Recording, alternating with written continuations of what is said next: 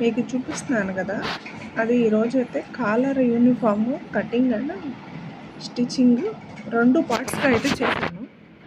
ఒక పార్ట్ అయితే ఇప్పుడు వీలైనంత వరకు ఒక పార్ట్ పెడుతున్నాను. రేపు మళ్ళీ ఇంకొక పార్ట్ పెడతాను, ఎందుకంటే మొత్తం కలిపితే ఫుల్ లెంత్ వీడియో అయిపోయింది. అంతసేపు చూసే ఓపిక కూడా ప్రజెంట్ ఎవరికైతే లేదు కదా. ఫస్ట్ ఆఫ్ ఆల్ అయితే యూనిఫామ్ కటింగ్ హ్యాండ్స్ అయితే పక్క తీసుకున్న వాళ్ళు కొంచెం పెద్ద హ్యాండ్స్ కావాలని అన్నారు. దానికోసం అయితే నేను హ్యాండ్స్ తీసుకున్నాను. దానికి వచ్చేసరికి పట్టీ వేసి కుట్టడం ఎంత ఉందన్నమాట. ఇప్పుడైతే మీకైతే దాని లెంత్ అనేది చూపిస్తున్నాను. జస్ట్ స్టిచ్చింగ్ అయిపోయింది, ఖర్చు వార ఎక్స్ట్రా వదులుకొని తీసుకోవడమే.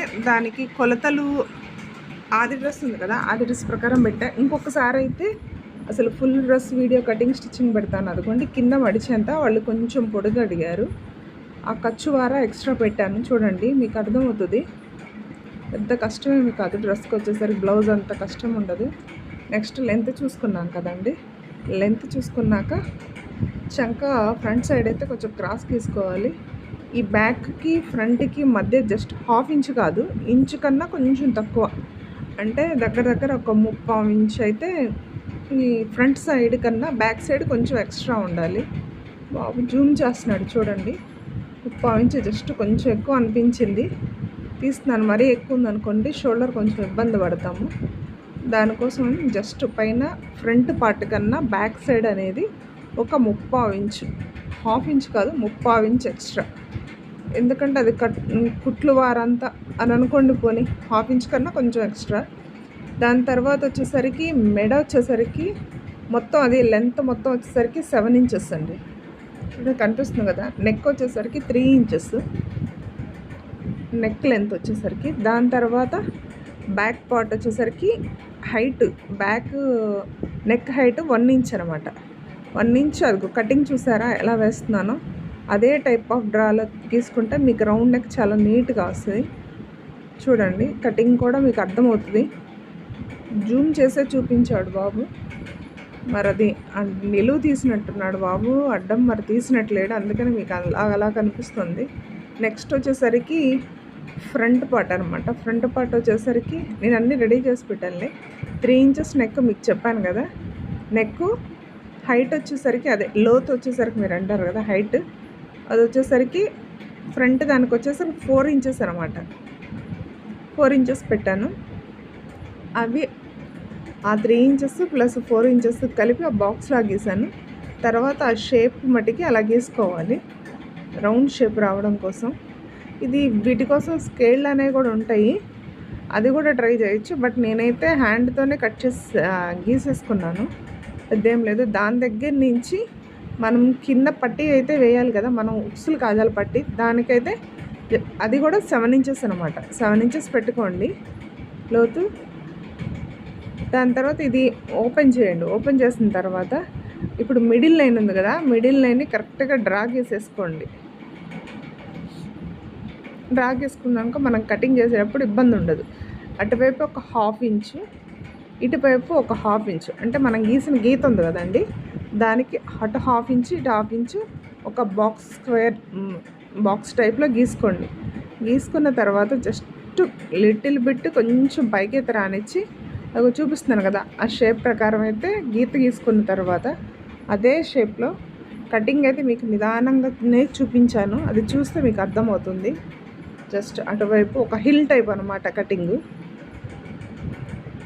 చేసుకున్న తర్వాత దీనికి ఇప్పుడైతే మనం పట్టీ అనేది వేస్తాం కదా, ఆ పట్టీ ఎలా తీసుకునేదని నాకు తెలిసి ఈ వీడియోలోనే వచ్చేస్తుంది. నెక్స్ట్ కాలర్ కటింగు స్టిచ్చింగ్ అయితే ఇంకొక వీడియోలో పెడతాను పార్ట్ 2గా, అది వెంటనే అప్లోడ్ చేస్తాను. ఇది చూసిన వెంటనే అది చూడొచ్చు.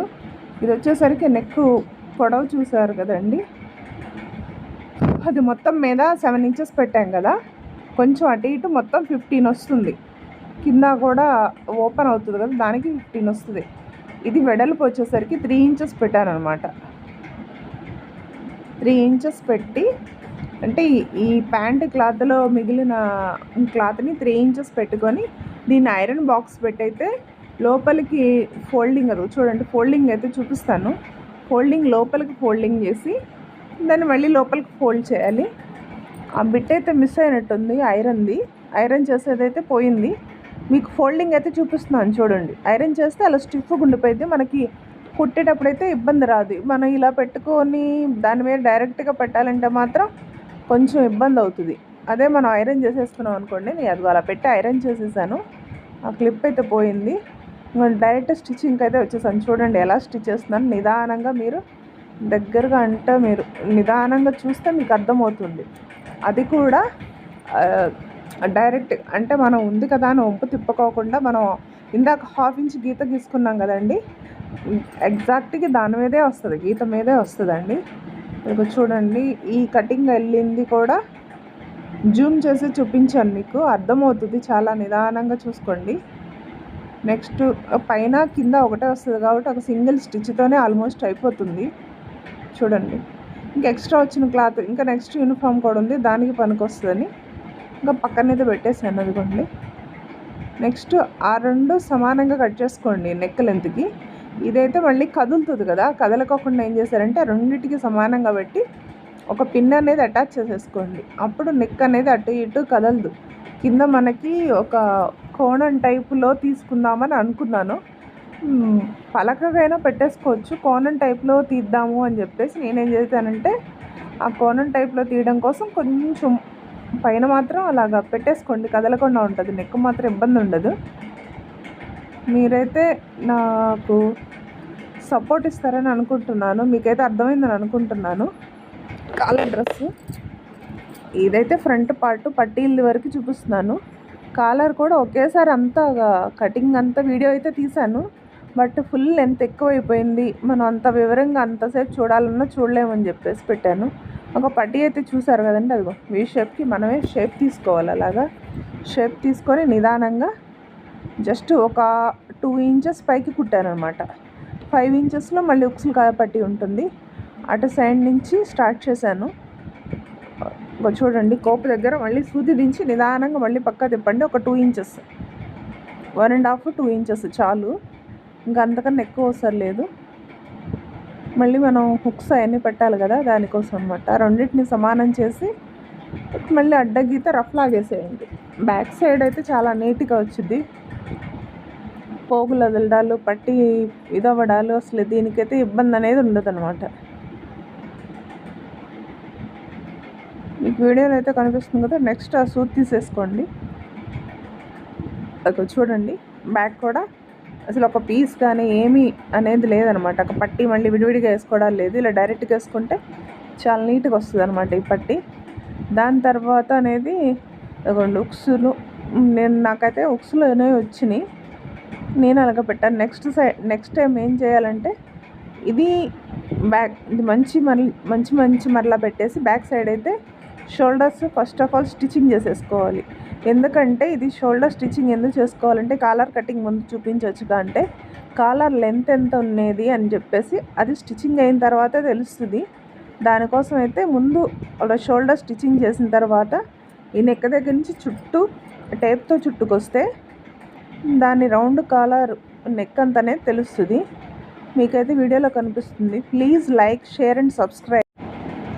ఇది పెట్టకుండా అయితే మీకు అర్థం కాదు, అందుకని మళ్ళీ ఈ క్లిప్ని కూడా యాడ్ చేశాను అనమాట. ఇది చూడండి, అదిగోండి షోల్డర్స్ రెండు జాయిన్ చేసిన తర్వాత మీకు వచ్చేసరికి ఇందాక ఫ్రంట్ సైడ్ అలాగా షేప్ చంక లోతు అయితే తీసాను, కానీ క్రాస్ కటింగ్ అదే ఫ్రంట్ సైడ్ ఉగ్గు రాకుండా అనేది తీసాను, కానీ బట్ కటింగ్ చేయడం మర్చిపోయాను. దానికోసం అని చెప్పి రెండు సమానంగా పెట్టి ఫ్రంట్ సైడ్ అయితే తీసుకుంటున్నాను. చూడండి, మీరు అలా మర్చిపోయాం కదా అని ఏమి ఇదవ్వాల్సిన అవసరం లేదు. మనం తర్వాత అయినా సరే మనం మార్క్ చేసుకొని ఉంటే ఎప్పుడైనా చేసుకోవచ్చు. మీకు చెప్పాను కదా ఇందాక కాలరు షోల్డర్ జాయిన్ చేసిన తర్వాతే అది మొత్తం అదిగోండి అలా దాని చుట్టూ కొలత వేసుకోవాలి. కాలర్ ఎంత వస్తుంది అని అర్థమవుతుంది. 19 అయితే వస్తుంది. చూడండి, నాకైతే 19 అయితే వచ్చింది. ఓకే, పార్ట్ 2 కోసం